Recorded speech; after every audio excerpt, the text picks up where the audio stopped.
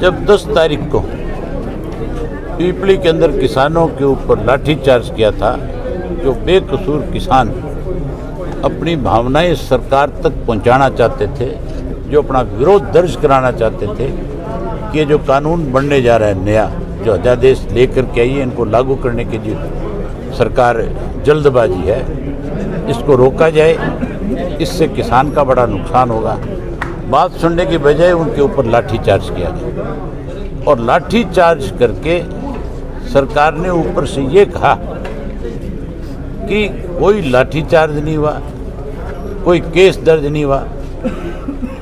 उसके साथ साथ अनेक ऐसे लोग बेकसूर जो केवल अपनी बात कहना चाहते थे, उनकी बात सुनने की बजाय उनके ऊपर 307 के मुकदमे बनाए।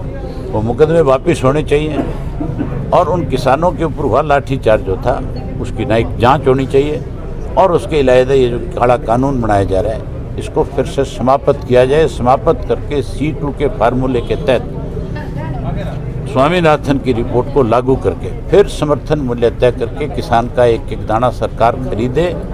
इस बात को लेकर के सरकार किसानों के साथ बैठ करके बातचीत करे और इन सब को लागू करके देश के किसान को दोबारा से एक सम्मान देने का काम करे। अगर इसी तरह से सरकार किसान को अपमानित करने की प्रयास करती रही तो फिर इस देश का किसान चैन से बैठने की बजाय आर पार की लड़ाई लड़ेगा।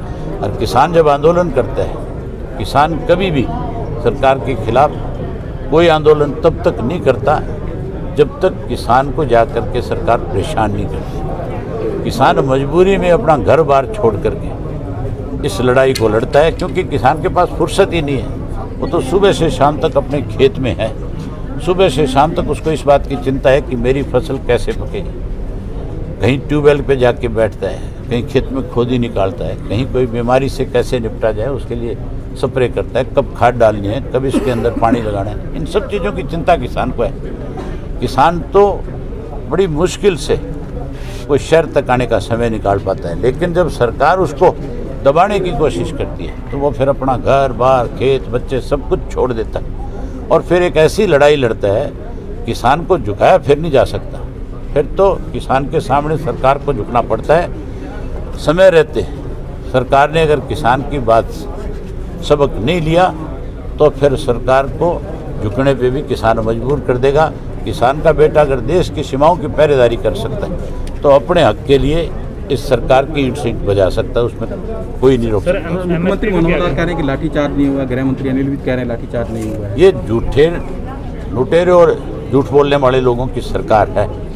आज प्रदेश में सरकार नहीं, आज तो लुटेरे हैं और झूठ बोलने वाले लोग।